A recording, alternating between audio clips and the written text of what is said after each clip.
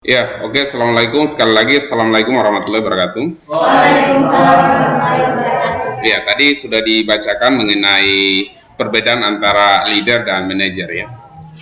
Ya, biasanya orang mengatakan perbedaan antara seorang pemimpin, karakter seorang pemimpin dan bos gitu ya. Ya, jadi seorang pemimpin itu kalau kita lihat dari pada bacaan yang pertama tadi, poin yang pertama, pemimpin itu orientasinya mengarah kepada kemampuan individu.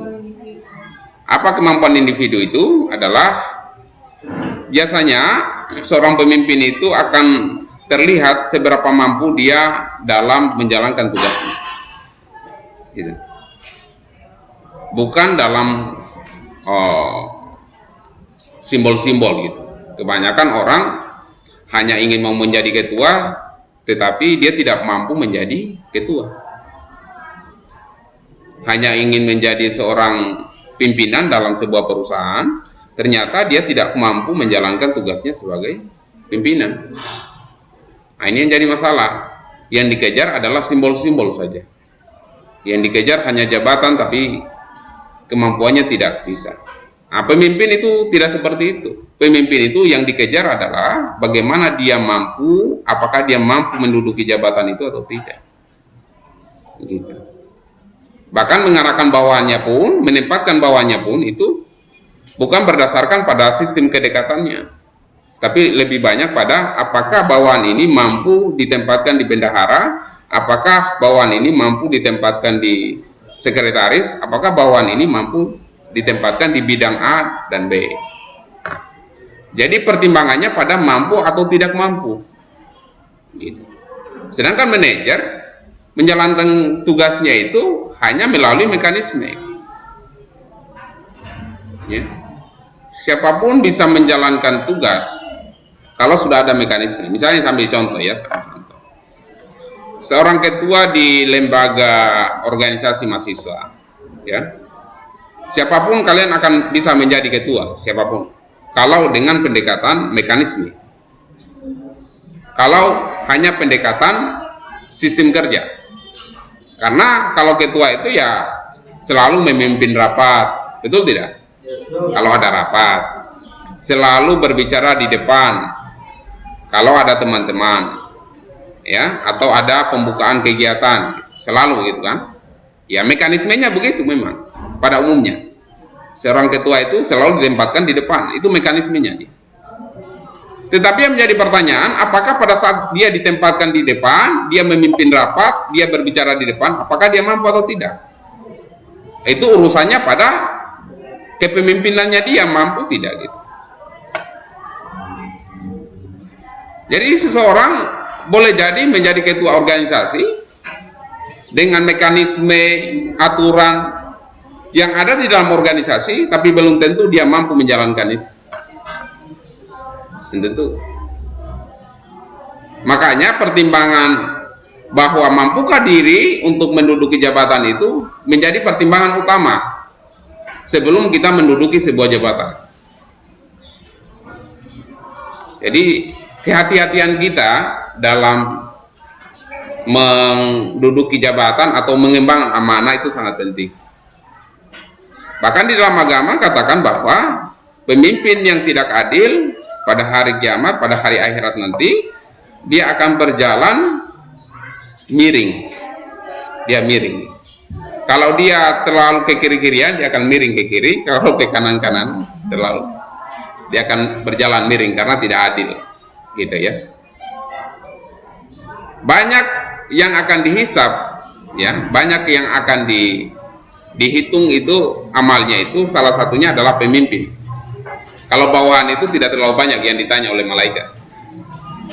Tapi kalau pemimpin itu banyak ditanya malaikat. Banyak sekali dasar pertanyaannya.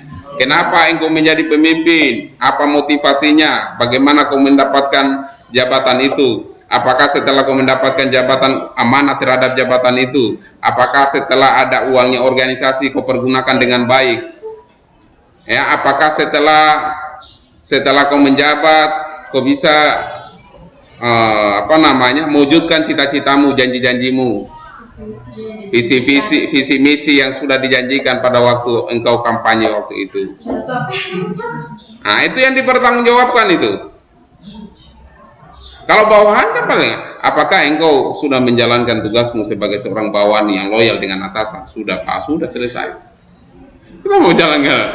Tapi kalau pemimpin, bagaimana engkau mendapatkan jabatan? Apakah engkau mendapatkan jabatan itu amanah terhadap yang diberikan, terhadap orang yang memberikan amanah itu? Dalam artian adalah rakyat itu sendiri. Jadi hati-hati kalau kita menjadi pejabat publik, ya, pemimpin organisasi, hati-hati. Lebih banyak pertanyaannya gitu oleh malaikat. Karena kenapa? Dia akan bertanya, mampukah Anda menjalankan itu? Jangan sampai ini hanya euforia saja, hanya ditunjuk saja, hanya karena ingin dibilang, hanya karena ingin dilihat, terkenal di media sosial dan lain sebagainya. Ya, ternyata setelah menduduki jabatan itu dia tidak amanah, banyak bohongnya, apalagi banyak korupsinya, apalagi macam-macam. Nah, sehingga penyesalanlah buat pemimpin itu. Maka para pemimpin di akhirat nanti banyak yang menyesal setelah dia di dunia diberikan jabatan. Cobanya waktu itu saya tidak jadi wali kota, cobanya waktu itu saya tidak jadi bupati, tidak seperti ini saya disiksa begini. Cobanya waktu saya tidak mau jadi gubernur, saya disiksa begini, rakyat saya sudah senang, sudah masuk dalam surga, mereka enak-enak, saya ini masih dihisap. Gitu. Ya karena di dunia senang, ya, kan ada orang yang senang, makanya dalam doa kita itu adalah bagaimana kita bahagia di dunia dan bahagia di akhirat. Banyak juga orang yang senang di dunia, tapi insya Allah dia akan senang juga di akhirat. Tetapi ada orang yang senang di dunia hanya karena berdiri, menari, bernyanyi di atas penderitaan rakyat. Ini tuh yang tidak benar. Gitu. Betul tidak? Oleh karena itu, kehati-hatian kita dalam menjadi seorang pemimpin itu penting sekali. Itu yang pertama. Yang kedua adalah menunjukkan kualitas hubungan dan interaksi antara pemimpin dan pengikut. Itu adalah leader. Sedangkan manajer adalah menunjukkan status, fungsi, dan wewenang. Nah, jadi selalu seorang pemimpin itu melepaskan jubah-jubah kebesarannya dalam artian kedudukannya. Kadangkala kalau kita pergi di kantor atau di sekretariat atau di mana saja, kadangkala kita tidak bisa membedakan mana bawahan, mana atasan kadangkala. Ya. Kadangkala bawahan ngopi bareng dengan atasannya, pergi di tempat ngopi bareng. Kadangkala bercanda dengan bawahannya, betul tidak? Itu untuk menghilangkan sekat-sekat di antara mereka. Saya ini jadi ketua hanya karena kebetulan diamanahkan. Suatu hari juga saya akan jadi anggota bagi kamu. Suatu hari. Kan dunia ini kan seperti roda yang berputar kan? Tidak selamanya yang di atas terus di atas, tidak selamanya. Dan tidak selamanya yang di bawah ada di bawah. Pasti akan berputar. Hari ini kalian ada di bawah, suatu hari kalian akan di atas. Pasti itu. Dan itu adalah doa kita semuanya. Kalau hari ini kita menjadi orang yang ada di bawah, orang yang selalu disindir, selalu dihina, selalu direndahkan, selalu diberikan stigma yang negatif, maka berdoalah suatu hari kalian akan menjadi orang yang besar. Ya. Hari ini mungkin kalian tidak banyak teman. Hari ini tidak banyak teman. Banyak yang keluarga kadang-kala tidak menganggap keluarga. Hanya karena tidak mempunyai uang, hanya karena menjadi orang miskin, hanya karena tidak punya jabatan. Betul tidak? Setelah punya jabatan, punya uang, ya, jangankan keluarga, orang lain yang hari ini kita baru kenal bilang saya ini keluarga dari bapamu, ya, gitu. Jadi kita ini keluarga, betul. Semuanya ini kita keluarga karena kita ini adalah anak cucu Nabi Adam. Selesai.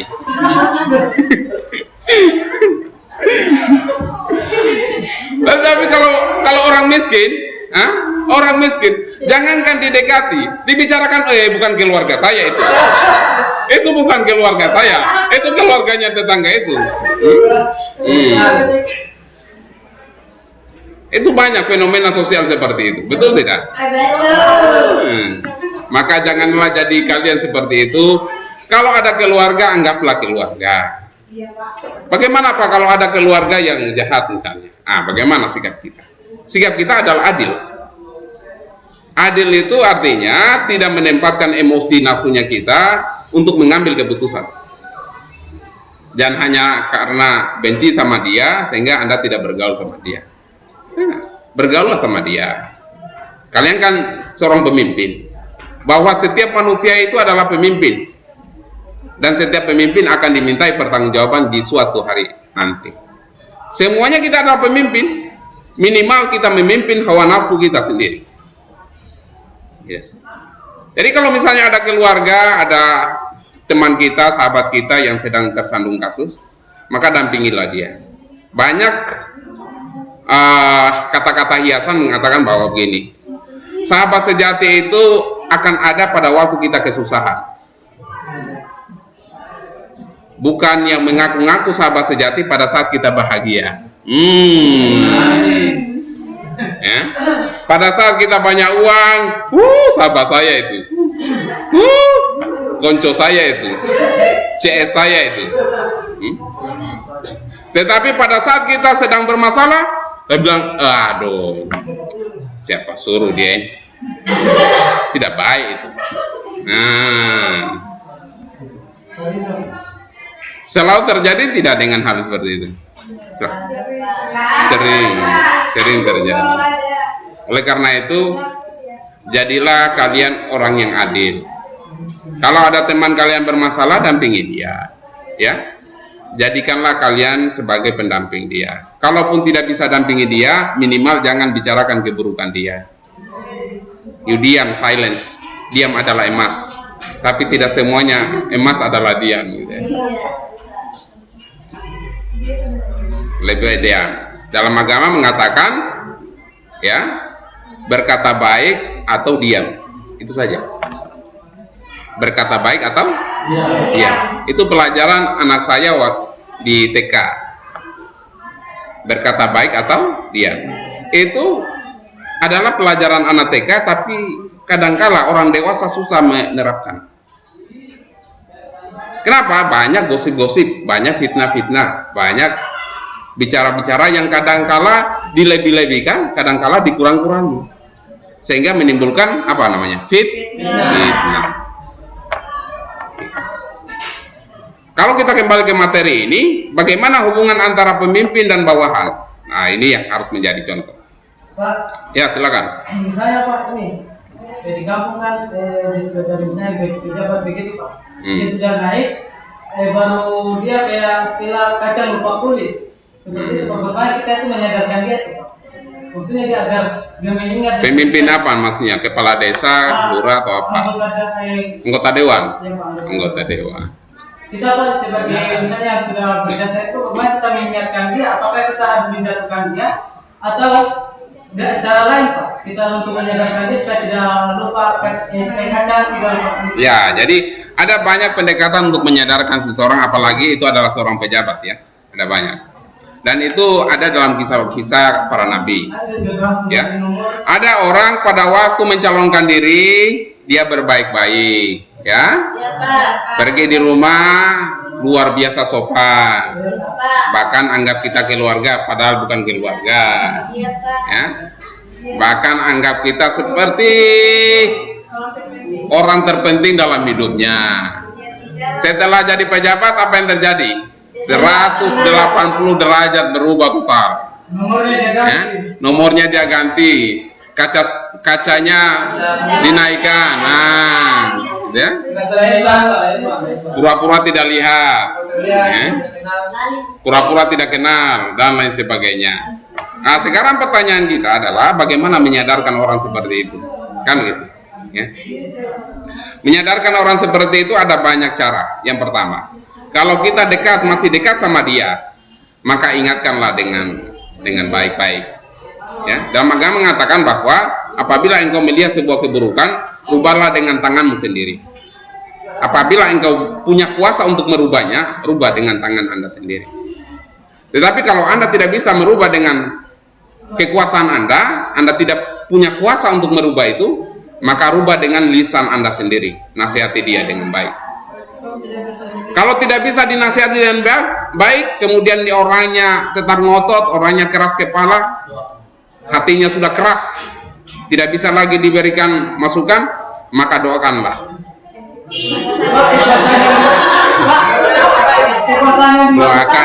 Doakan kebaikan, bukan doakan. Pak, kekuasaan yang dimaksudkan maksudnya jabatannya kita lebih tinggi dari dia.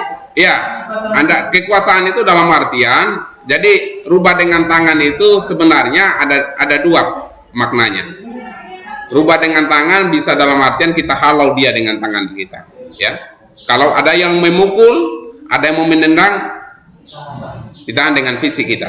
Tetapi ada juga mengatakan bahwa rubah dengan kekuasaan kita. Kekuasaan dalam artian kalau kita punya kuasa, punya pengaruh untuk merubah dia, punya pengaruh ya, untuk merubah dia, maka gunakan pengaruh Anda untuk merubah dia. Paham? Ya? Pengaruh itu dalam artian Anda masih bisa mengontrol dia, masih bisa mengendalikan dia, masih bisa mengarahkan dia. Tetapi masalahnya kan Anda ini dianggap sebagai itu anak-anak mahasiswa saja, kan gitu ya. Masalahnya begini, saya ambil contoh kenapa rubah dengan tangan kita sendiri. Misalnya saya ambil contoh, kalau Anda seorang wali kota, ya, seorang wali kota, kemudian ada bawahan Anda yang bertingkah laku aneh, melanggar normal lah, melanggar aturan, maka rubah dengan kekuasaan Anda. Karena Anda bisa mempengaruhi dia dan bisa mengajak dia pada hal-hal yang baik. Kalau tidak bisa diajak kan pasti akan diberikan sanksi kan? Gitu. Tapi bagaimana kalau misalnya Anda bawahan kemudian Anda mau ingin nasihati atasan, Anda tidak punya kuasa di situ, betul tidak? Tidak punya kuasa. Berarti yang kedua, gunakan yang kedua adalah dengan lisan Anda sendiri. Bos, ya? Atau apalah, pimpinan, ketua, abang, nggak apa-apa ya. Kalau itu adalah panggilan yang biasa dipanggilkan kepada dia, disemaikan kepada dia, ya, demo. Nah, ini baru kita berbicara bagaimana kita merubah kejahatan itu dengan kekuasaan, dengan perkataan, dengan doa yang baik. Nah, bagaimana kalau ada yang bertanya, bagaimana dengan demo mahasiswa ini, Pak? Demo mahasiswa itu saya kira demo itu ada dua, ya. Demo untuk mengingatkan sekaligus menekan atau mempressure kebijakan pemerintah agar membatalkan karena dianggap merugikan masyarakat dari kebijakan itu. Maka itu namanya merubah dengan kekuasaan. Karena kenapa? Mahasiswa punya kekuasaan, punya kuasa untuk melakukan perubahan terhadap suatu kebijakan atau aturan dalam pemerintah. Berarti Anda menggunakan dengan kekuasaan Anda. Bukankah ada kalimat yang mengatakan begini, mahasiswa ditakuti oleh penguasa takut dengan mahasiswa, mahasiswa takut dengan dosen, dosen takut dengan pimpinan. Selalu ada bahasa-bahasa seperti itu. Penguasa kalau datangi mahasiswa, segerombolan mahasiswa pasti dia akan takut. Karena kenapa? Jangan sampai di demo, jangan sampai dikejar dengan segala macam, ya, disorot, ditulis di Facebook apa segala macam. Takut. Karena kenapa? Mahasiswa punya persatuan yang banyak. Dari lahan bisnis, Pak. Hah? Jadi lahan bisnis. Kalau mahasiswa pernah dia datang di semua tulisan dia masuk di orang yang pernah sekolah. Dia mau demo ini tapi dia tidak jadi demo bayar uang. Itu beda lagi. Beda lagi. Yang kita jelaskan ini bagaimana kita merubah seseorang untuk kebaikan. Tapi kalau itu namanya penyimpangan. Penyimpangan di mana kekuasaan yang dia miliki dia salah gunakan untuk kejahatan. Seharusnya kalau kalian punya kekuasaan, gunakan untuk kebaikan. Kalau kalian punya power untuk merubah sesuatu, maka rubahlah untuk mengarah pada kebaikan. Bukan menyalahgunakan kekuasaan yang ada pada diri kalian untuk kepentingan diri dan golongan kalian sendiri dan merugikan orang lain. Itu tidak bisa. Kan sama saja menjadi seorang penguasa di daerah. Dia bisa merubah dengan tangan, dengan kekuasaannya dia sendiri. Tapi bagaimana Pak kalau dia mengambil keputusan untuk kepentingan dirinya sendiri? Katakanlah dia keluarkan izin tambang nikel, tambang aspal, tambang emas. Ternyata di balik itu dia mendapatkan suap yang banyak dari para pengusaha. Berarti dia sedang menggunakan kekuasaannya untuk kepentingan dirinya sendiri, bukan untuk merubah pada hal yang baik. Nah, itu beda konteksnya. Paham ya? Sampai di sini. Kalau umpamanya kayak kan ada perusahaan Di tambangan besar begitu. bukan kan tadi kayak bawahan dan atasan itu kalau umpamanya kita tidak memiliki kekuasaan tidak memiliki kekuasaan umpamanya kan kita baku teman akrab tapi secara juga lisan kayak tidak bisa juga Sampai. Artinya ya, silakan. Terus kan kebanyakan kayak bikin status, mungkin bukan Facebook kayak di WA saja, tapi kita privasi status untuk yang lain hanya khusus dia itu bisa. Kayak kita menyindir, tapi kita privasi status, cukup dia yang lihat begitu Ya Nah, kemudian apa masalahnya? Itu bisa kita gunakan yang kayak begitu Pak. Oh, mengingatkan dia. Mengingatkan dia. Tetapi hanya Anda dengan dia saja. Kan sama saja inbox. Sama saja kita inbox kan? Bagaimana kalau dia tidak merasa? Bagaimana kalau dia tidak merasa? Kita sudah ingatkan, sudah sampaikan, dia tidak merasa juga. Jangan putus asa. Selagi Anda masih berhubungan baik dengan dia, jangan putus asa. Anda yang punya, jadi begini, saya jelaskan dulu. Anda yang punya merasa bahwa Anda bisa memberikan pemahaman kepada dia, ya. Jangan pernah putus asa. Kalaupun Anda merasa tidak nyaman dengan nasihat itu, maka lebih baik Anda diam. Maka tadi kembali lagi, kita berkata baik atau diam. Bukan diam itu dalam artian bahwa kita berdoa untuk dia. Diam itu bukan dalam artian dia menjadi patung gitu. Bukan. Diam itu artinya kita tidak lagi nasihati secara langsung, kita diam dalam artian kita doakan dia. Semoga dia menjadi orang yang baik. Karena kalau kita nasihati langsung jangan sampai tersinggung. Kan begitu.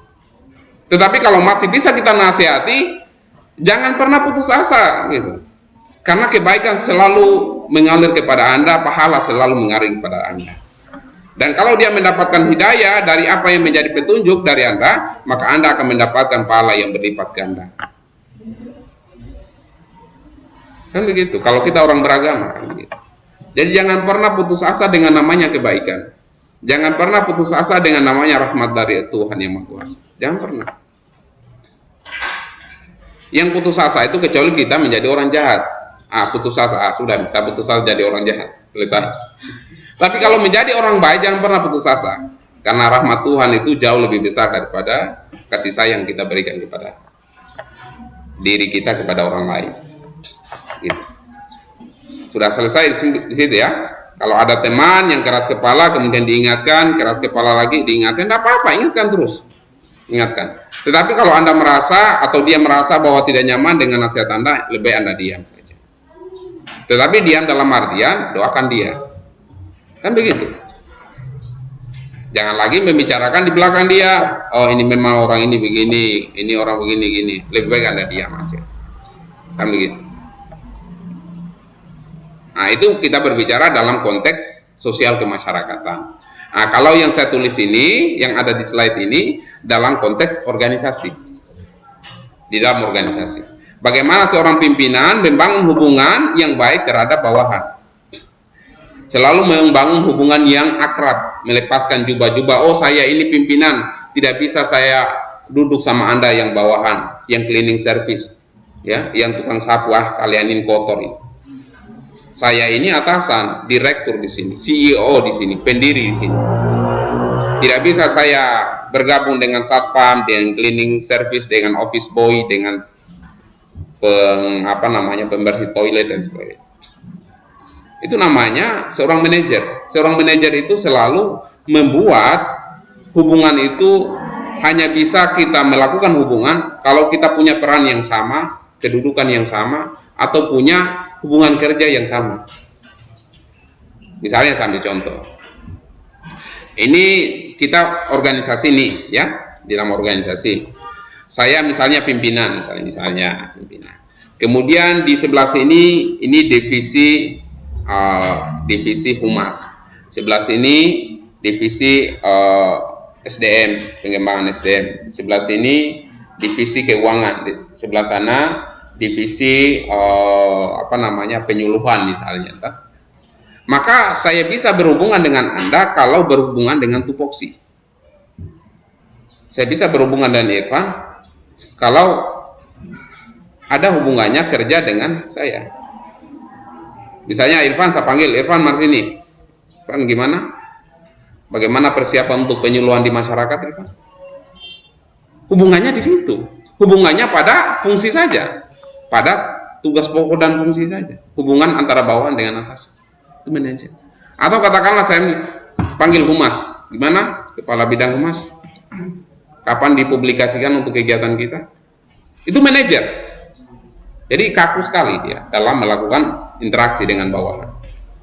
Atau katakanlah pengembangan SDM, bagaimana, mari sini kepala pengembangan SDM, bagaimana kapan ini pelatihan untuk orientasi karyawan baru supaya kita bisa anggarkan. Oh begini Pak, gini. Jadi hubungannya bisa terjadi di situ. Tetapi seorang leader terlepas dari situ, dia selalu membangun hubungan yang harmonis, menghilangkan seka-seka saya adalah manajer ini, saya adalah direktur ini. Mari kita pergi di warung, mari sih kita pergi. Hari ini kita gajian loh. Gaji saya ya 10 juta, tidak banyak.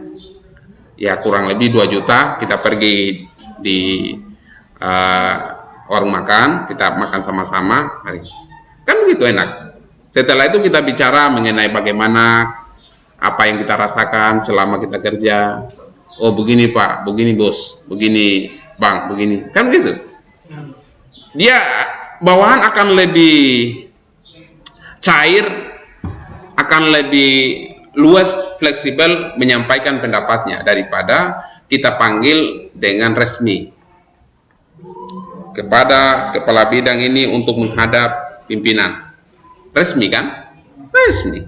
Tapi kalau kita pergi di kedai kopi, kita pergi di warung makan, kita pergi di tempat bola, main bola, kita main bola sama-sama, bawahan curhat, begini Pak, kemarin minta maaf Pak, saya tidak sempat hadir karena di rumah saya lagi bermasalah. Oh ya, tidak apa-apa, saya kira. Yang penting kemarin kan sudah isi daftar hadir kan? Oh ya sudah.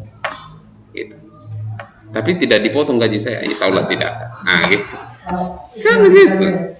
Jadi itu, sorry ya, bentar kan. Assalamualaikum. Ya, masih mengajar. Sudah. Nah gitu. Jadi itulah ya. Nah, itu yang kedua. Yang ketiga adalah menggantungkan diri kepada sumber-sumber kemampuan dan kesanggupan yang ada pada dirinya. Itu adalah ciri dari leader. Sedangkan manajer tergantung kepada sumber dana, sumber daya, atau fund and force yang ada dalam organisasi untuk mencapai tujuan secara efektif dan efisien.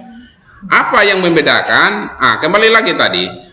Kalau seorang pimpinan menjalankan tugas untuk leadernya, kalau seorang pimpinan menjalankan tugas, maka dia akan melihat apakah saya mampu menjalankan tugas ini. Mampu tidak? Kalau mampu, jalankan.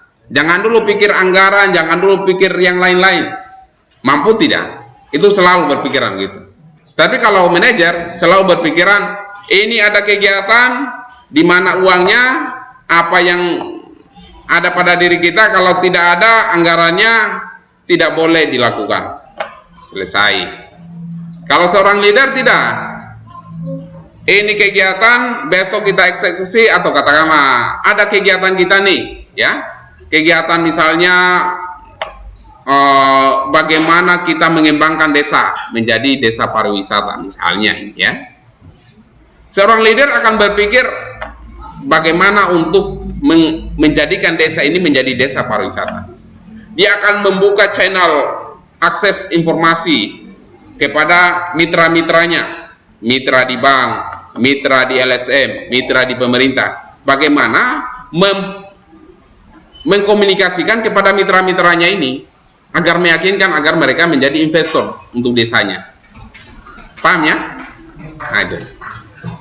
Sehingga yang tadinya desa tidak punya anggaran untuk pengembangan desa, untuk menjadikan desa itu sebagai desa pariwisata, ternyata setelah dia mempunyai kemampuan untuk berkomunikasi, pergi ke sana kemari dengan meyakinkan para investor, maka ternyata dia mendapatkan pundi-pundi keuangan dari para investor itu.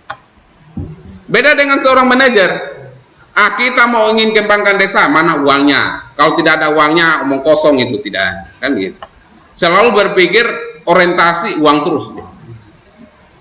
Kalau disuruh ini, Irfan, tolong kerjakan ini, mana uangnya? Wani piro, mana?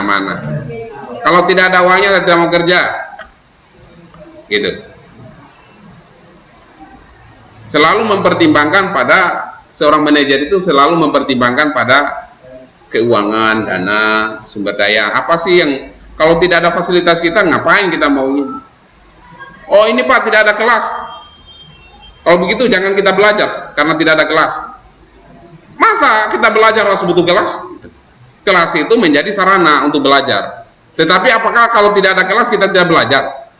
Tidak, tetap kita belajar.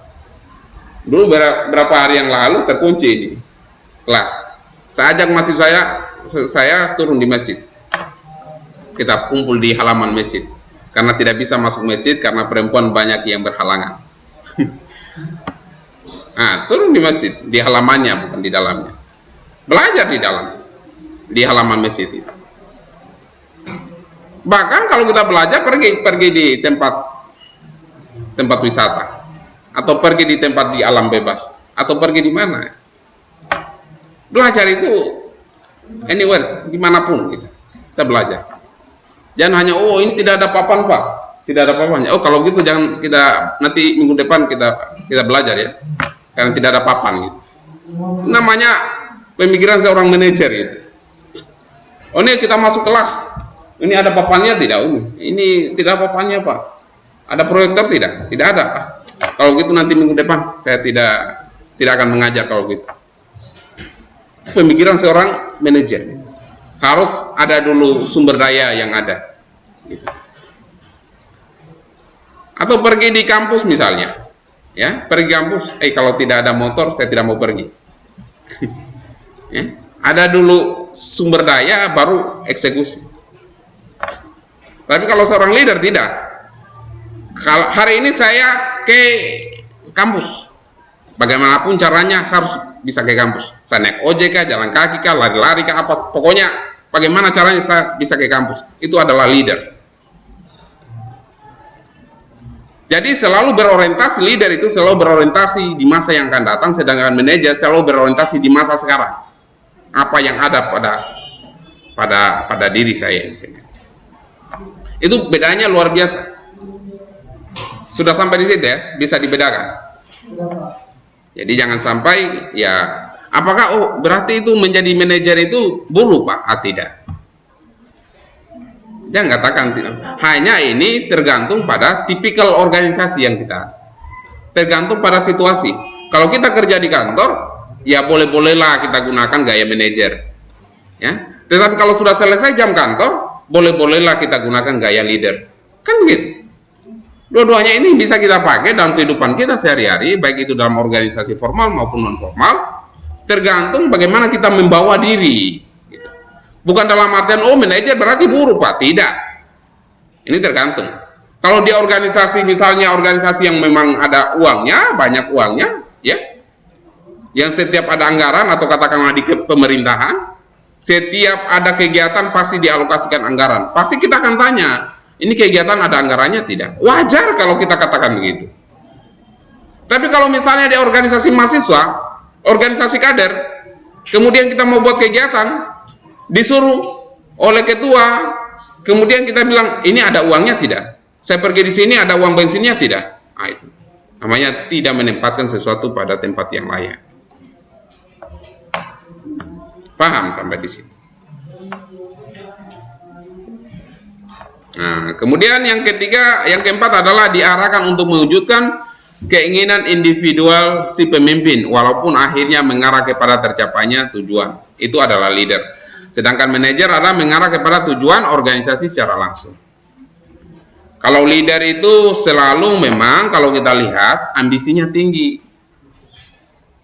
Kadangkala karena ambisinya tinggi, kadangkala egoisnya itu nampak sekali. Ambisi yang tinggi kadangkala menunjukkan egonya sendiri. Meskipun itu bagus kalau misalnya dipimpin oleh pemimpin yang baik. Kan begitu.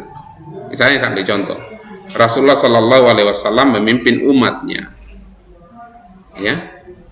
Bagaimana umatnya ini agar mencapai tujuan yang disampaikan dalam firman Allah maupun apa yang menjadi akhlak Rasulullah. Kalau kita para umatnya sudah mencontohi Rasulullah, maka itu adalah satu keberhasilan bagi Rasul. Betul tidak? Mengarah pada dirinya sendiri Muhammad. Tetapi dirinya itu adalah diri yang baik, bukan pemimpin yang buruk. Yang jadi masalah ini kalau dipimpin oleh pemimpin yang buruk. Sudah diarahkan pada kepentingan pribadinya, memuaskan hawa nafsunya, dan memperalat para bawahannya untuk kepentingan nafsunya sendiri. Masalah. Tetapi kalau bawahan atasan itu adalah seorang atasan yang baik, punya akhlak yang baik, orangnya jujur, orangnya ya setia dengan bawahan, kemungkinan yang diarahkan dari atasan ke bawahan itu untuk hal-hal kebaikan, maka ikutilah dia. Ini atasan ini atau ketua ini selalu perintah begini-gini, kayaknya untuk kepentingannya, tidak juga. Untuk kepentingan semuanya. Misalnya ambil contoh dalam kehidupan kita sehari-hari, ya, organisasi mahasiswa. Ada ketua suruh atau ketua panitia atau ketua apalah, ketua lembaga suruh, Irfan, tolong ambil kursi besok untuk kegiatan. Itu untuk apa? Tujuannya untuk apa? Untuk kegiatan kan? Terlaksana kegiatan kan? Kemudian disuruh satu persatu. Kayaknya ini ketua ini hanya main tunjuk-tunjuk saja. Ya memang ketua seperti itu kok. Bagaimana kalau katakanlah ketua menjadi bawahan? Siapa yang mau mengarahkan kalian? Masalahnya ketua ini tidak pintar manajemen. Kalau dia pintar manajemen, siapa yang di bagian sekretariat? Ada tidak yang jaga sekretariat? Siapa yang bidang bendahara? Bagaimana kondisi keuangan kita? Siapa yang bidang pencarian dana? Bagaimana bidang pencarian dana, teman-teman? Ini pasti terkendala. Kalau bisa kita keroyok sama-sama, kita cari anggaran. Kan begitu. Seorang pimpinan harus pintar dalam hal manajemen. Jangan sampai seorang pimpinan tidak pintar dalam hal manajemen, dia menjadi bawahan juga. Artinya siapa yang koordinir, teman-teman? Siapa yang koordinir bawahan? Menjadi tidak jelas kegiatan, menjadi tidak jelas organisasi karena pimpinan tidak paham manajemen. Maka masih wajar misalnya seorang pimpinan menyuruh, tolong ini begini, tolong begini, nggak apa-apa gitu. Karena itu adalah untuk kepentingan, bukan hanya untuk kepentingan pimpinan, tapi kepentingan organisasi juga sebenarnya. Ya kalau kita kembali ke leader tadi, kepentingan untuk kepentingan pimpinan. Karena pimpinan di situ dengan terselenggaranya kegiatan itu, siapa yang dilihat di situ? Siapa penanggung jawab kegiatan itu? Ketua. Senang kan? Berarti kita ini bawahan hanya diperalat, tidak juga. Karena kalau kita berbicara konteks organisasi, teman-teman, organisasi itu adalah sekumpulan orang-orang. Bagaimana bekerja tim dengan baik. agar mencapai tujuan, ente itu tujuan dari pimpinan itu atau tujuan dari organisasi itu. Kalau mengarah ke tujuan pimpinan yang baik, maka tidak apa-apa, ikutkan saja pimpinan yang baik. Kalau mengarah ke tujuan organisasi, tidak apa-apa, tujuan organisasi adalah tujuan kita semuanya. Jadi kalau tujuan pimpinan itu adalah tujuan di mana pimpinan mau ingin harapannya dia, visi misinya dia itu tercapai. Bagaimana mencapainya? Dengan menggerakkan orang-orang yang di bawah ini agar mengikuti apa yang menjadi arahannya dan perencanaannya sesuai dengan skenario yang sudah dia buat. Maka visi misi itu akan tercapai kalau pimpinan bisa menggerakkan bawahan-bawahan yang ada di bawah. Maka visi misinya akan tercapai, insya Allah. Bedanya dengan kepentingan organisasi atau tujuan organisasi, yaitu bukan hanya kepentingan seorang pimpinan, tapi kepentingan kita semuanya. Itu manajer dia. Bagaimana menggerakkan bawahan, kemudian mengajak bawahan, mari kita bergerak, karena kesuksesan itu bukan hanya saya yang tentukan, tapi kalian juga menentukan keberhasilan dari kegiatan ini atau keberhasilan dari organisasi kita ini. Bukankah dalam sebuah, kalau kita ilustrasikan mobil, kalau mobil itu satu komponen hilang, itu pasti akan berpengaruh pada komponen yang lainnya, betul tidak? Hilang bannya satu itu pasti itu tidak akan jalan itu.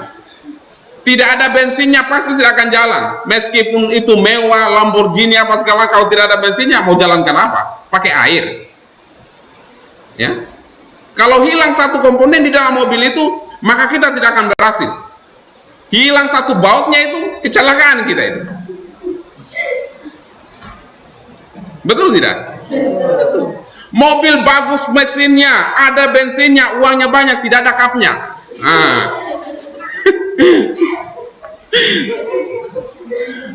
Itu kena hujan sudah, hujan, kena matahari ya matahari. Gitu. Kalau motor mungkin masih bisa sandar-sandar di mana kan? Tapi kalau mobil mau sandar pakai gitu. Jadi itulah pentingnya kita berorganisasi. Hilang satu komponen saja, ini akan mencederai organisasi. Itu pentingnya kita berorganisasi, teman-teman. Makanya kenapa dalam organisasi itu penting menempatkan seseorang itu agar semuanya berjalan seperti kaki laba-laba. Gitu. Kaki laba-laba itu kalau lengkap dia akan berjalan dengan baik, tapi kalau ada yang kurang dia tidak akan maksimal berjalan dengan baik. Jadi itu pentingnya organisasi, teman-teman. Jangan pikir organisasi itu hanya kepentingan ketua saja. Memang kalau kita lihat dari pandangan seorang leader, itu kepentingan leader. Tetapi kita harus berpikir bahwa ini kepentingan organisasi juga loh. Betul tidak? Kalau kepentingan leader, jangan sampai kalian suatu hari kalian menjadi leader juga, menjadi pemimpin juga, kalian juga akan terangkat. Kita berdoa kalau katakan ada pimpinan si A, kita bantu dia sebesarnya. Suatu hari kalau saya menjadi seorang ketua, ya saya berdoa semoga orang-orang yang ada di bawah saya itu bisa membantu saya juga. Kan begitu harapannya kita. Ini kita punya harapan, mau ingin menjadi seorang pimpinan, pada saat menjadi bawahan, tidak mau disuruh. Pada saat menjadi atasan, dia mengeluh, aduh ini bawahan saya, ini keras kepala, apa segala macam. Bagaimana tidak keras kepala boleh jadi pada waktu bawahan itu keras kepala juga? Kan gitu. Ada kisah pada masa sahabat Nabi Ali bin Abi Thalib. Sahabat Ali bin Abi Thalib ini datang mengadu kepada Ali bin Abi Thalib. Ya Ali, saya melihat ini zaman ini semakin berubah. Banyak yang berubah setelah Rasulullah meninggal. Banyak yang berkhianat. Banyak yang tidak sesuai dengan syariat Islam. Banyak yang begini tidak lagi mengikuti perkataan pemimpin. Bagaimana ini ya Khalifah? Maka Ali mengatakan begini, ya bedalah zamannya. Zaman Rasul itu umat-umatnya seperti saya. Zaman sekarang umatnya seperti kamu itu.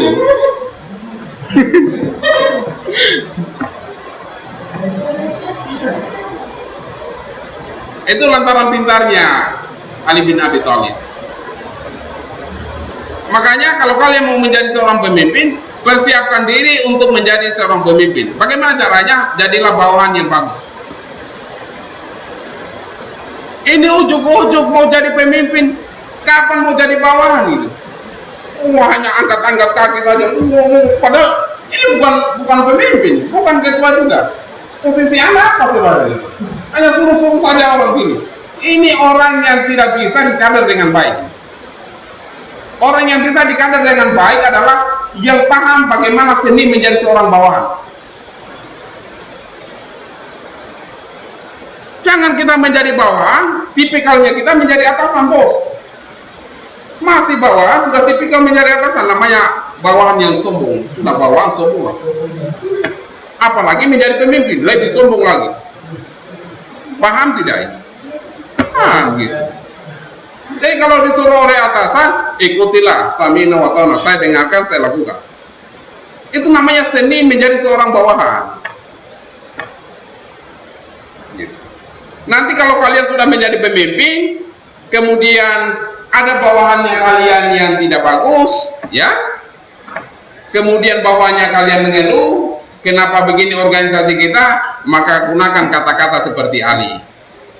Pada masa lalu bawahannya seperti saya, masa sekarang bawahannya seperti kamu ini. Silakan. Gitu. Bagaimana kalau misalnya seorang pemimpin yang suka mengeluh? Ini masalah lagi. Datang rapat, assalamualaikum warahmatullahi wabarakatuh. Saya ini ada masalah ini. Waduh, saya lihat teman-teman ini tidak ada yang bisa saya harapkan. Bayangkan saja, baru dibuka sudah menghina teman-teman.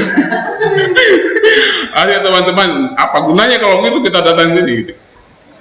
Pemimpin yang suka mengeluh itu hati-hati, Pak. Karena seorang pemimpin itu harus menjadi seorang motivator. Seorang pemimpin kalau melihat sebuah permasalahan, dia harus tampil menjadi solusi bagi orang lain. Makanya jadi pemimpin itu jangan suka mengeluh. Tidak apa-apa bawahan mengeluh, tidak apa-apa, wajar bawahan mengeluh. Tapi kalau kapten kapal yang mengeluh, bahaya, tinggal tunggu tenggelamnya kapal itu. Betulan, tidak apa-apa koki mengeluh. Nanti kapten kapal bagaimana caranya supaya koki ini bisa kerja dengan baik. Tidak apa-apa kalau ABK mengeluh, tidak apa-apa gitu. Yang penjaga mesin mengeluh, tidak apa-apa juga gitu.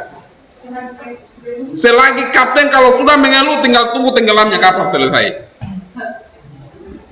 Makanya jadi pemimpin itu jangan suka mengeluh, jangan suka berkeluh kesah, jangan suka menampakkan diri menjadi orang yang pesimis dalam organisasi. Itu bahaya. Karena kenapa? Rohnya sebuah organisasi itu tergantung pada pemimpinnya. Organisasi bisa berjalan dengan baik kalau pemimpinnya punya wibawa baik. Saya ambil contoh, di sebuah kapal melakukan perjalanan dan melepas jangkarnya di pelabuhan. Bawahan, koki dan semuanya masih tenang-tenang. Kapten juga lebih tenang-tenang. Ternyata setelah di samudra, di lautan lepas, mereka mendapatkan hantaman ombak, angin yang kencang, hujan yang deras, dan lain sebagainya. Apa yang terjadi? Bawahannya semuanya, wah, astagfirullah, innalillahi, dan sebagainya. Apa yang harus dilakukan oleh seorang pemimpin? Diam. Tenangkan diri gitu. Karena badai sedang menghantam kita. Kalau pemimpinnya tidak diam, pemimpinnya juga menjadi ngomel, maka bagaimana kita mau selamat ini? Saya pernah begitu, dan saya pernah alami seperti itu. Bukan saya kaptennya, saya penumpangnya. Saya lihat ibu-ibu, betulan, ibu-ibu, kebanyakan ibu-ibu, penumpangnya. Kalau sudah naik kapal, keras ombak, sudah, macam-macam bilang. Astagfirullah, innalillahi, matemu. Gitu. Macam-macam. Tapi apa yang dilakukan oleh kapten kapal? Biasa ini, dulu kita ini tidak sekecil, tidak sebesar ini. Kecil ini. Jadi tenang kalian. Arya tenang juga kita. Tetapi kalau kapten kapal, oh betul dia kita mati nih kita ini.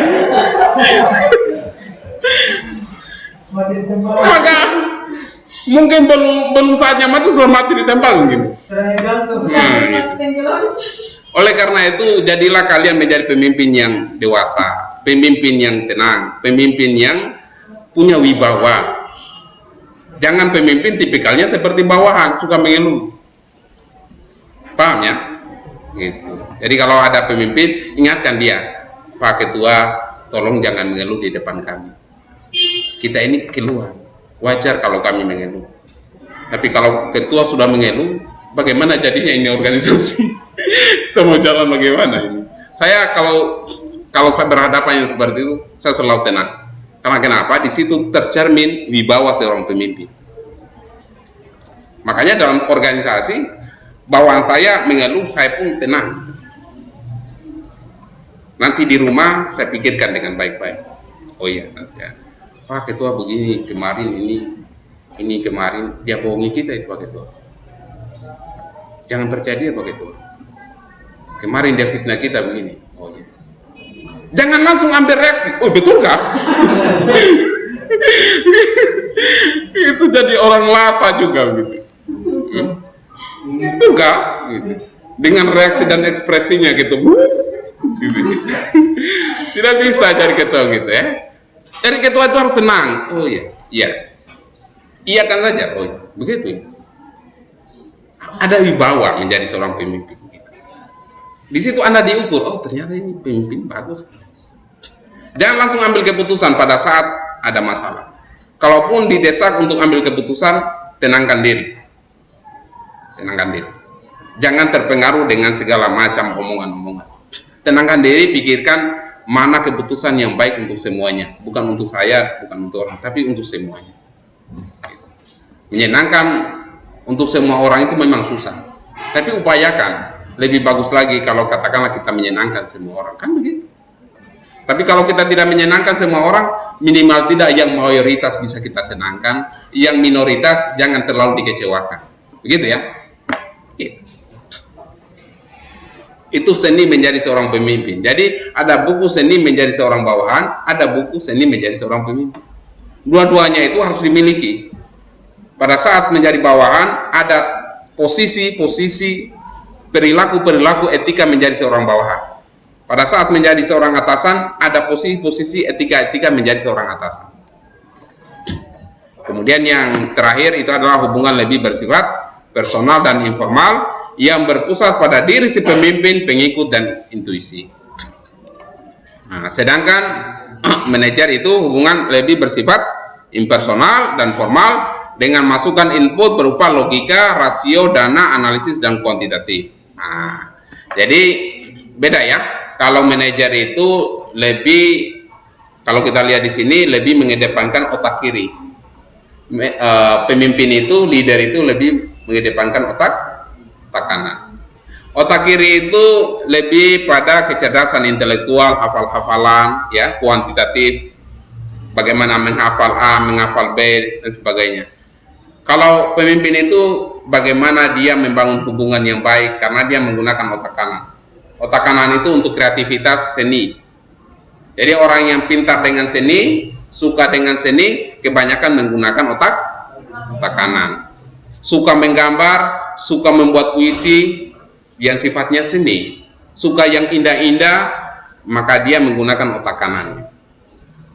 Kalau dia suka menghafal, suka membaca buku, suka menghafal teori, menghafal rumus matematika seperti yang diajarkan tadi, maka dia menggunakan otak kiri. Kebanyakan hasil survei mengatakan bahwa seorang pemimpin itu akan berhasil sekitar 70%, ya, 60-70% apabila dia menggunakan kecerdasan emosionalnya. Kecerdasan emosional itu orang yang selalu menggunakan otak kanannya dia. Dia orangnya selalu empati, selalu bersimpati, selalu membangun kerjasama yang baik, selalu tersenyum kepada orang lain, selalu tenang, adil, dan sebagainya. Itu menjadi orang yang punya kecerdasan emosional. Kalau kecerdasan intelektual selalu hitung-hitungan. Kemarin kau punya utang, ya, utangnya 1.000. Saya catat ini. Hati-hati itu orang yang selalu menggunakan otak kiri. Ya, gitu. Kemarin kamu ambil buku saya itu, kemarin saya belum hafal itu teorinya ini, kembalikan dulu itu, hafal dulu. Itu selalu menggunakan otak kiri karena dia lebih mengedepankan bagaimana dia menghafal, kuantitatifnya seperti apa dan sebagainya. Atau orang yang selalu mengajar namanya IPK, indeks penilaian kumulatif, ya. Setiap semester inginnya dapatnya A, inginnya dapatnya 9, inginnya dapatnya 10, pokoknya kalau bisa dapatnya. Orang yang seperti itu selalu itu otaknya itu dipenuhi dengan otak kiri, karena kejarannya dia ingin mengejar pada prestasi akademik. Orang yang rendah akademiknya, kebanyakan dari hasil survei mengatakan orang yang rendah akademiknya kebanyakan menjadi bos di perusahaan. Banyak orang-orang yang kadangkala tidak lulus SD, kadangkala bahkan tidak menginjakkan kakinya di SD, menjadi seorang pengusaha besar. Banyak. Haji Ba'a itu tidak sekolah, mungkin kalau sekolah mungkin ini nggak tahu, ya. Banyak haji-haji, orang-orang pengusaha besar yang kadangkala juga mereka tidak pandai membaca. Gitu. Bahkan dalam sejarah kementerian di Indonesia, satu-satunya perempuan menteri yang diangkat menjadi perempuan yang diangkat menjadi menteri dan lulusan SMP, dia adalah Susi Pujiastuti. Otaknya luar biasa, bisa tenggelamkan kapal, manajemen kelautan dan perikanan juga bagus. Dia orangnya berani, bahasa Inggrisnya bagus, sampai diundang di ITB, di UI menjadi pembicara, sampai diundang di internasional menjadi pembicara di internasional. Lulusan SMP bisa menjadi menteri gitu. Karena kenapa? Jam terbangnya bagus, pengalamannya bagus. Dia tidak dipenuhi dengan hafalan teori, tetapi dia dipenuhi dengan kehidupan yang fakta nyatanya seperti apa. Jangan saya berhadapan dengan ini, masalahnya ini, bagaimana saya pecahkan. Saya berhadapan dengan ini, bagaimana saya pecahkan. Sebenarnya mata kuliah leader ini sebenarnya harusnya lebih banyak prakteknya, bukan teorinya, seharusnya. Karena seorang leader itu harus dibuktikan pada saat kita melihat dia bisa perform, gitu. Bisa mengambil keputusan dengan baik. Minimal tidak, kalau dalam ruangan ini bagaimana dia berbicara dengan baik. Seorang pemimpin itu minimal dia menguasai namanya ilmu komunikasi. Seorang pemimpin. Mungkin dia IP-nya kurang, nilainya kurang, tapi dia bagus berkomunikasi kepada orang lain, kepada tetangga bagus, kepada relasi bagus, kepada pelanggan bagus, sopan, sehingga puas mereka datang di tokonya dia, datang di usahanya dia. Betul tidak? Betul. Makanya kecerdasan emosional itu harus dibentuk oleh teman-teman. Ya, satu juga sebenarnya namanya kecerdasan spiritual. Ya, kita harus pintar ibadah. Kalau kita orang Islam, ya jalankan ibadah kita sesuai dengan yang disyariatkan oleh agama. Jadi itu saja, mungkin ada yang mau bertanya, silakan. Kita habiskan materinya sampai mengaji, ya. Ya.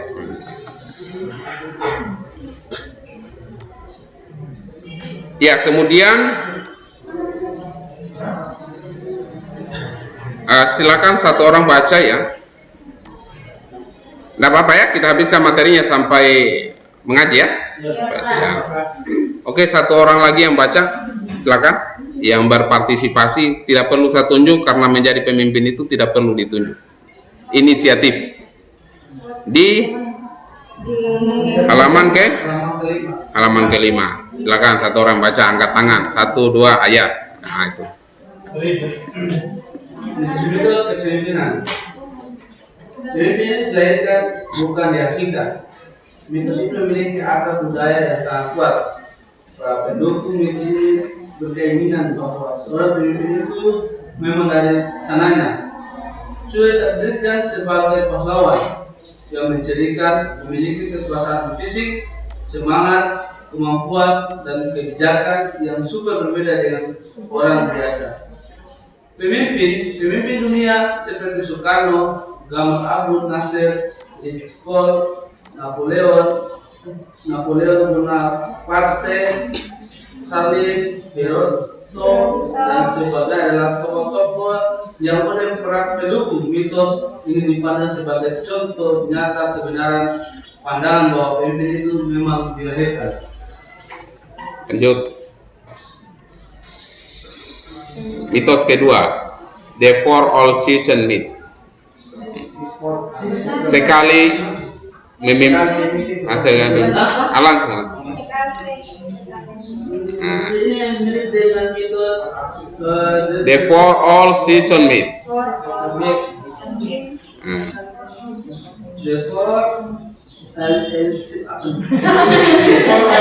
Lanjut sekali pemimpin tetap pemimpin. Langsung. Enggak apa-apa kalau salah, enggak apa-apa. Dengan mitos ada bedanya jika mitos meningkatkan pada faktor keturunan. Ya. Mitos therefore all meningkatkan pada faktor karakter dan prestasi yang dicapai. Track recordnya. Terdapat kali kita dengar atau alami dalam proses pemilihan pemimpin. Para pemilih atas dasar pertimbangan prestasi atau apa saja yang sudah pernah dilakukan dan dihasilkan oleh calon pemilih tersebut. Misalnya, seorang bupati terpilih karena dulu waktu menjadi kepala desa dia berhasil membangun desanya. Dari sebelumnya, desa tertinggal menjadi desa teladan tingkat kabupaten. Dalam pandangan mitos ini, sang kepala desa berhasil membangun desanya, pasti juga berhasil mengembangkan kabupaten yang akan dipimpin. Ketika nanti menjadi bupati, dia pun pasti akan mampu menunjukkan keberhasilannya yang sama dan seterusnya. Lanjut, lompat. Tiga, mitos ketiga. Memiliki Intensity myth.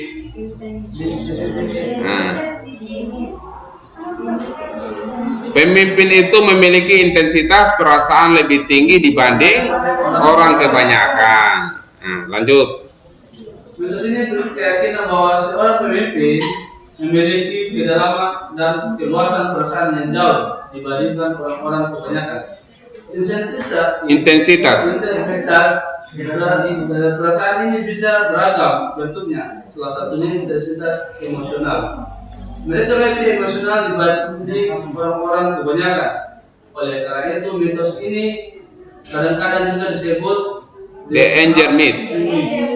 Jadi kalau seorang pemimpin marah di kantor, bawahan lebih baik mengikuti saja. Jangan melawan atau menunjukkan sikap yang melawan. Mitos marah.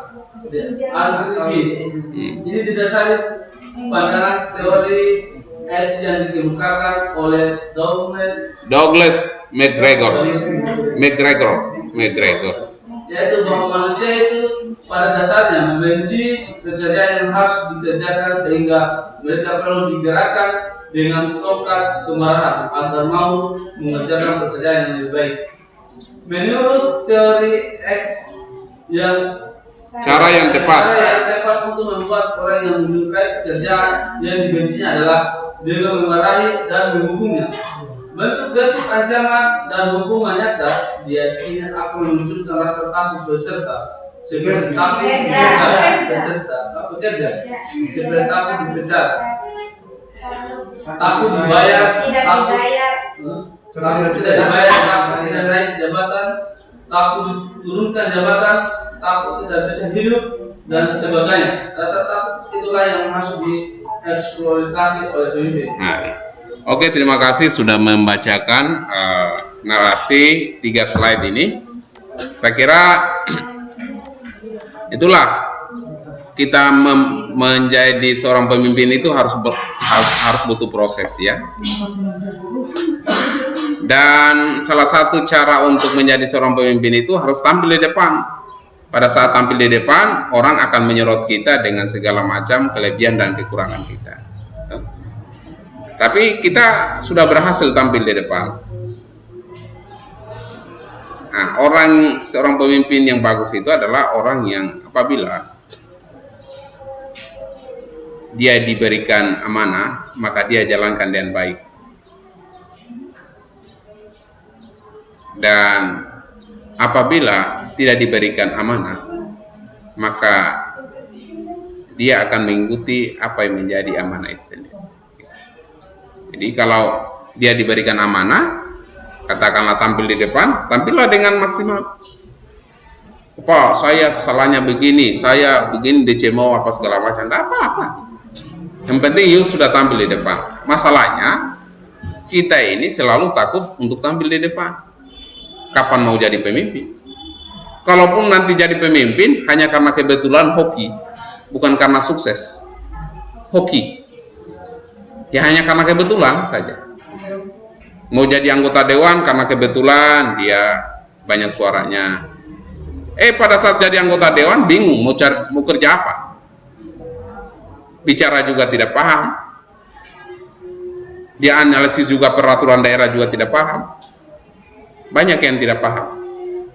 Sehingga apa? Dia jadi anggota dewan hanya menghambur-hamburkan saja uang negara. Tidak produktif, tidak bermanfaat, dan tidak tepat sasaran. Lebih baik kita belajar dari dini, belajar dari kecil, belajar dari kita mahasiswa. Bagaimana kita mempersiapkan diri 5 tahun, 10 tahun, 20 tahun yang akan datang, pasti kita akan menjadi orang yang berubah. Banyak orang yang berubah 10 tahun yang akan datang, padahal pada waktu dia kuliah, pada waktu dia SD atau SMP atau SMA, dia itu orangnya pendiam. Tetapi setelah dia selesai kuliahnya, dia menjadi orang yang pintar berbicara, orang yang berpengaruh. Teman-temannya banyak yang kaget dengan dia. Dulu ini dia pendiam dia. Dulu ini culun dia. Dulu cupu dia, apa segala macam lah dengan bahasa-bahasa yang menyindir. Ya dulu saya begitu, tapi sekarang inilah saya. Dulu kalian hina saya, sekarang inilah saya. Saya jadi begini karena kalian hina saya. Kalau kalian tidak hina saya tidak akan jadi begini. Kan itu. Jadi saya berdoa kepada orang yang menghina saya, karena berkat hinaan kalian saya jadi begini. Saya termotivasi agar saya lebih baik daripada kalian. Kan begitu. Dulu kalian tertawan saya, sekarang saya yang tertawan kalian. Nah, makanya berani-beranilah salah demi kebaikan. Berani-beranilah salah demi kebaikan. Yang pertama ini tadi sudah dijelaskan, sudah dibacakan ya oleh siapa namanya? Nah, dia katakan bahwa pemimpin itu dilahirkan bukan dihasilkan. Kalau pemimpin dilahirkan berarti dari oroknya, dari gennya, dari darahnya itu sudah darahnya seorang pemimpin. Kalau bapaknya seorang presiden, bapaknya seorang raja, bapaknya seorang sultan, bapaknya seorang panglima, kemungkinan besar anaknya akan menjadi raja, akan menjadi presiden, akan menjadi panglima, karena mengikuti darah dari orang tuanya atau nenek moyangnya. Itu adalah mitos yang pertama. Jadi pikir-pikirlah, saya ini dulu bapak saya jadi apa dulu? Oh, bapak saya tukang beca, berarti saya tidak masuk di sini. Jangan berkeluh kesah, bapak saya nelayan, berarti tidak masuk di sini. Bapak saya pemungut sampah, berarti tidak masuk di sini. Saya bukan keluarga ningrat, saya tidak punya darah ningrat gitu. Tapi ingat, ada mitos yang kedua. Mitos yang kedua itu adalah sekali pemimpin, tapi sebenarnya ada mitos yang lain yang disebut dengan bahwa pemimpin itu diciptakan oleh lingkungan. Saya tidak punya darah keturunan seorang ningrat. Saya tidak punya darah keturunan seorang raja, bukan. Tetapi saya pekerja keras. Saya orang yang tidak pantang menyerah. Saya orang yang tetap semangat. Saya yang mempunyai cita-cita agar saya menjadi pemimpin suatu hari kelak, dan saya harus bisa bergaul dengan orang-orang baik, berguru dengan orang-orang yang berpengaruh. Saya bersekolah di sekolah-sekolah yang bisa mengajari saya menjadi seorang pemimpin yang tangguh. Maka suatu hari saya akan menjadi seorang pemimpin, meskipun bapak saya tukang beca, meskipun bapak saya adalah seorang nelayan biasa, meskipun bapak saya adalah seorang pekebun atau seorang peternak atau seorang petani yang biasa, tapi saya adalah orang yang bekerja keras. Paham ya? Jadi ada orang yang menjadi pemimpin karena kerja kerasnya. Memang dia kerja keras, tidak ada darah keturunan menjadi ningrat, tidak ada, tapi dia seorang pekerja keras. Ada orang yang menjadi ningrat, menjadi pemimpin karena kebetulan bapaknya presiden, kebetulan bapaknya wali kota, kebetulan bapaknya gubernur. Maka disetting, bagaimana anak saya itu menjadi ketua DPR, bagaimana ini anak saya menjadi ketua kepala dinas. Disetting, kebetulan saja. Nah, misalnya ya gitu. Atau dulu kalau sistem kerajaan, bagaimana sistem monarki itu, kalau bapaknya, kalau kakeknya sudah meninggal, maka bapaknya yang meneruskan tata kekuasaannya. Kalau bapaknya sudah meninggal, maka anak laki-lakinya yang meneruskan tata kekuasaannya. Artinya pemimpin itu dilahirkan. Memang mereka sudah dilahirkan untuk menjadi calon-calon pemimpin masa depan. Ini adalah mitos yang pertama. Mitos yang kedua sebenarnya ada dua perspektif. Yang pertama, sekali memimpin dia akan tetap memimpin. Dalam konteks tadi, kalau dia sudah pernah menjadi kepala desa, dia berhasil memimpin desanya dengan baik, kemungkinan masyarakat akan menjadikan dia menjadi kepala daerah dalam artian adalah bupati atau wali kota. Karena kenapa? Dia bisa memimpin keluarganya, dia bisa memimpin desanya. Kalau bisa kita naikkan dia menjadi kepala daerah, calon kepala daerah. Masuk akal, masuk akal karena prestasinya dia.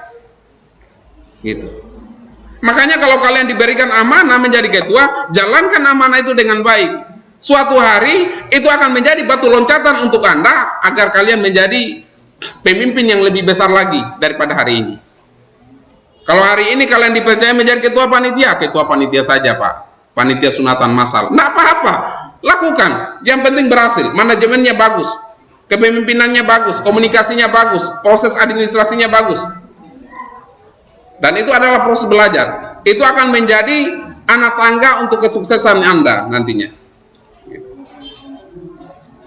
Nah, itu namanya sekali memimpin akan tetap memimpin. Teringat juga dengan Pak Jokowi yang awalnya dia adalah wali kota Solo, 2 periode 10 tahun menjadi wali kota Solo. Dia berhasil. Yang konon katanya, saya bukan warga Solo, saya juga tidak pernah ke Solo. Yang konon katanya dia berhasil membawa perubahan Solo lebih baik lagi, sehingga dipercaya untuk memimpin Jakarta. Jadilah dia menjadi seorang gubernur. Setelah itu, setelah jadi gubernur, dipoles lagi, maka dicalonkan menjadi calon presiden. Jadilah dia menjadi presiden. Sekarang anaknya lagi yang jadi wali kota Solo lagi. Artinya sekali dia memimpin, dia akan memimpin terus menerus. Itu teori yang kedua. Gitu. Teori yang ketiga adalah ada teori yang ketiga itu ada 2 macam juga. Kalau dalam bacaan ini, teori yang ketiga adalah pemimpin itu orangnya perasa, PK, baperan. Kadangkala suka marah-marah. Datang di kantor bawahan, sudah. Kalau bukan si Budi, si Iwan yang jadi sasaran, itu marahnya dia. Pokoknya kalau sudah marah, panggil Budi, karena dia tempat marah saya. Gitu. Panggil Iwan, kalau yang lain mungkin tidak dimarahi. Gitu. Atau kadang-kala semuanya dimarahi. Datang di kantor, datang di kantor terlambat 5 menit, diceramai macam-macam. Ceramai 10 menit, ceramai sampai 1 jam. Gitu. Padahal hanya terlambat 5 menit. Apa yang terjadi? Kadang-kala dongkol bawahan. Tetapi itulah tipikalnya. Banyak bos-bos itu.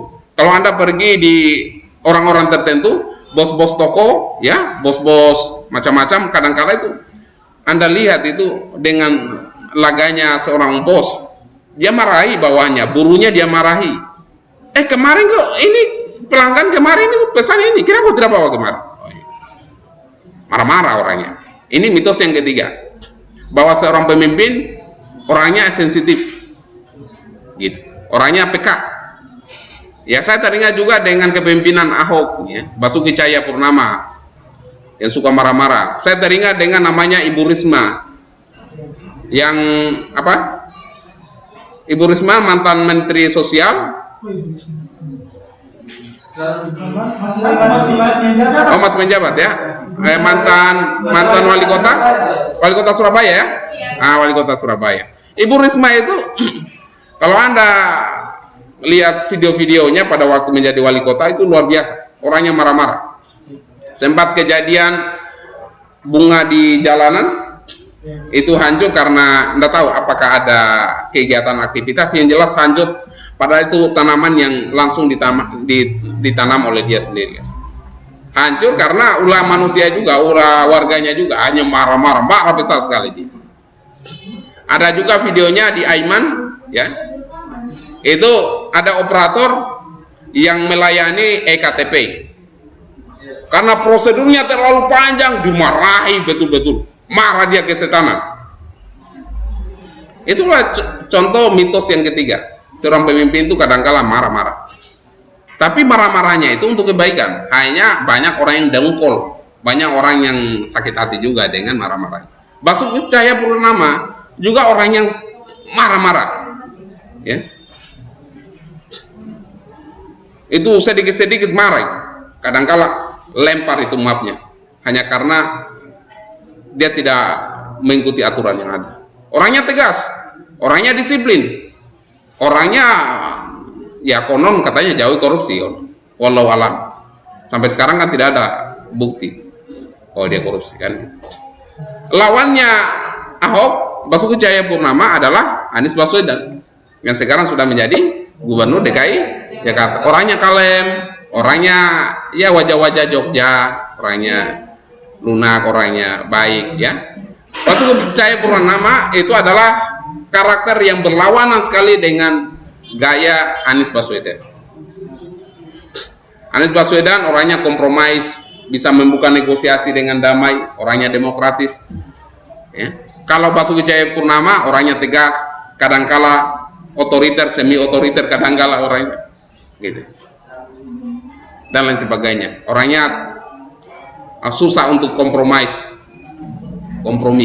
ya, susah untuk negosiasi gitu. Jadi itu adalah mitos-mitos menjadi seorang pemimpin. Apapun itu mitos-mitos itu sebenarnya kita juga mengalami hal itu. Apakah kita bukan keturunan seorang ningrat, maka yang kita perlukan untuk menjadi pemimpin kerja keras.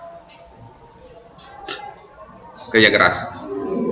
Karena kita butuh kerja keras untuk melunakkan kehidupan ini. Ada satu bukan peribahasa, satu kata-kata mutiara, ya, kalimat mutiara, bahwa hidup ini keras, maka kalian harus keras agar hidup ini lunak. Kalau kalian lunak, maka hidup ini akan keras. Banyak orang bilang kata hidup ini keras, berarti dia yang lunak. Kalau kalian hidup keras, kalian yang keras, maka hidup ini akan jadi lunak. Tapi kalau kalian yang lembek, hidup kalian akan keras. Oke, itu saja. Terima kasih. Billahi taufiq wal hidayah. Assalamualaikum warahmatullahi wabarakatuh.